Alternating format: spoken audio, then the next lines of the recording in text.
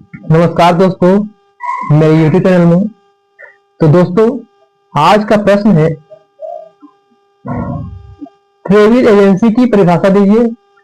विश्व के प्रमुख पर्यटन संगठनों का वर्णन कीजिए। Define travel agency, describe the major tourism organisations of the world. उत्तर हो जाएगा ट्रैवल एजेंसी की परिभाषा देखते हैं। इसमें definition of travel agency. Travel agency पर्यटन उद्योग की महत्वपूर्ण संस्था है।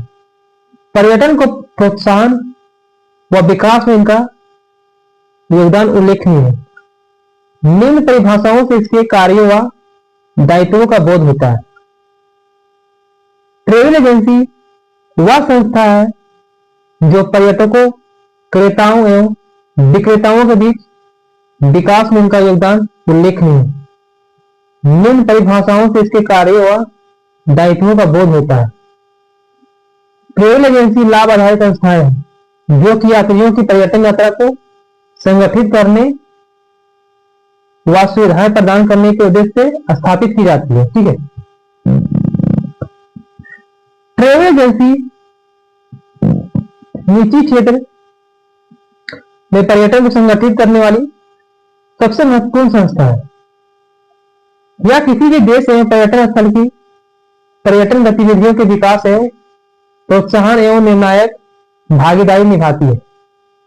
ट्रैवल एजेंसी वह संस्था है जो एक देश के आकर्षण, पहुंचनीयता, सुविधाएं एवं सभी सहायक सेवाओं को ध्यान में रखकर एक पैकेज तैयार करती है और उन्हें पर्यटकों को प्रस्तुत करती है। ठीक है, आगे देखते हैं।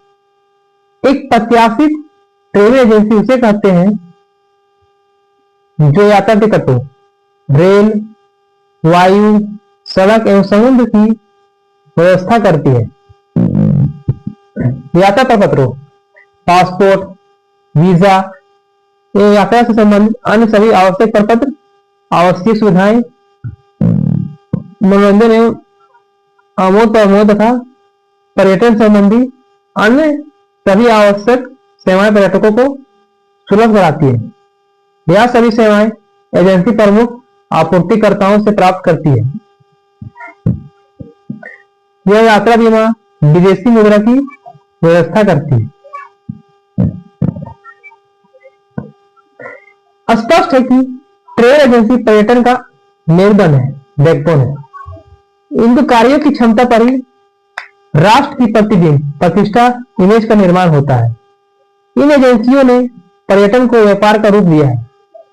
इसका विकास एक लंबे समय का परिचायक है। ट्रैवल एजेंसी और टूर ऑपरेटर व्यापार को यात्रा व्यापार कहा जाता है। यह एक मध्यस्थ का कार्य करती है। यात्रा मध्यस्थों, ट्रैवल मिडिलमैन की उपस्थिति काफी लंबे समय से रही है। यह उन लोगों को व्यापार एवं अन्य संबंधित कार्यों में तथा साथ साथ उन लोगों को जो धार्मिक उद्देश्य से यात्रा करते रहे हैं की सहायता करते रहे हैं, वह उनको यात्रा संबंधित जानकारियां देते रहे हैं। विश्व पर्यटन संगठन, वर्ल्ड टूरिज्म ऑर्गेनाइजेशन, इसकी स्थापना 2 जनवरी 1975 को स्पेन के मैड्रिड नगर में की गई थी। इस संगठन की रचना आधिकारिक यात्रा संघों के अंतर्राष्ट्रीय संगठन international union of official travel organization IUOTO के उत्तराधिकारी के रूप में की गई। भारत ने संस्था की स्थापना में महत्वपूर्ण भूमिका निभाई है। WTO के 35 संस्था IUOTO का गठन है। नीदरलैंड में 1925 में गैर सरकारी संगठन के रूप में किया गया था। इस संगठन का प्रमुख उद्देश्य विश्व के देशों के आर्थिक, सामाजिक, सांस्कृतिक विकास में पर्यटन के योगदान को सुनिश्चित करना था। द्वितीय विश्व युद्ध के बाद इस संगठन का पुनर्गठन किया गया और लंदन में इसका कार्यालय स्थापित हुआ।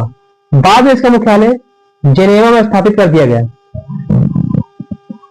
इस दौरान यह प्रयास किया गया कि यह संगठन पर्यटन के क्षेत्र में महत्वपूर्ण कार्य करे तथा उन सभी परिवर्तनों को ध्यान में रखें जो इसको प्रभावित कर रहे हैं। संयुक्त राष्ट्र संघ का भी ध्यान दूसरी ओर खींचा गया, लेकिन यह संगठन कोई भी प्रभावी काम नहीं कर पाया। इसी के परिणाम स्वरूप इस नए संगठन की रचना 1975 में की गई। वर्तमान में इसकी सदस्य संख्या 120 व सहयोगी सदस्यों की संख्या 250 है। भारत की विमान कंपनियां एवं ट्रेवल एजेंसियां, विशेष रूप से पीटर ट्रेवल एजेंसी, इससे संबंध है, जो इस संगठन से दिशा निर्देश लेकर उनका अनुपालन सुनिश्चित करती है। इसके उद्देश्यों को इस प्रकार रखा जा सकता है। उद्देश्य, ऑब्जेक्टिव्स।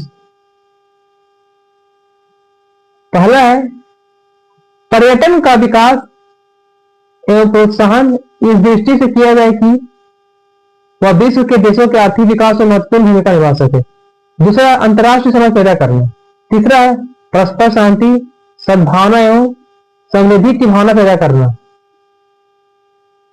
चौथा है जाति, लिंग, भाषा और धर्म के आधार पर किसी प्रकार का भेदभाव न करना तथा पर्यटकों के मानव अधिकार और मौलिक स्वतंत्रता का सम्मान करना।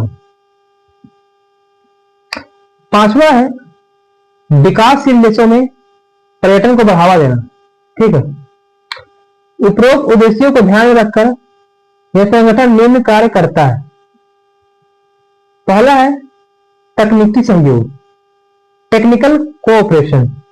इस संगठन के सभी सदस्यों को पर्यटन से संबंधित अवयवों पर तकनीकी सहयोग देना, पर्यटन के नए तकनीकी परिवर्तनों, उनसे मिलने वाले लाभ के बारे में परिचित करना आदि। आर्थिक सहयोग, इकोनॉमिक कोऑपरेशन, पर्यटन के विकास के लिए संगठन देशों को आर्थिक सहायता प्रदान करना। तीसरा है मानव संसाधनों का विकास करना, पर्यटन से जुड़े विभिन्न कार्यों के लिए योग्य व्यक्तियों को सफल प्रशिक्षण की व्यवस्था करना, प्रशिक्षण संस्थानों के विकास में सहयोग देना, पर्यटन के क्षेत्र में रोजगार के अवसर प्रदान करना। ठीक है। चौथा देखते हैं पर्यावरण पर पर्यटन के विपरीत प्रभाव को रोकना। आज पर्यटन स्थलों तथा उनको दी जाने वाली सुविधाओं का विकास इतनी तीव्रता से हो रही है कि कहीं कहीं उनसे पर्यावरण को हानि पहुंच रही है। पर्यटकों की भारी भीड़, उनका उदासीन व्यवहार पर्यटन स्थल के आसपास के पर्यावरण को प्रदूषित कर रहा है।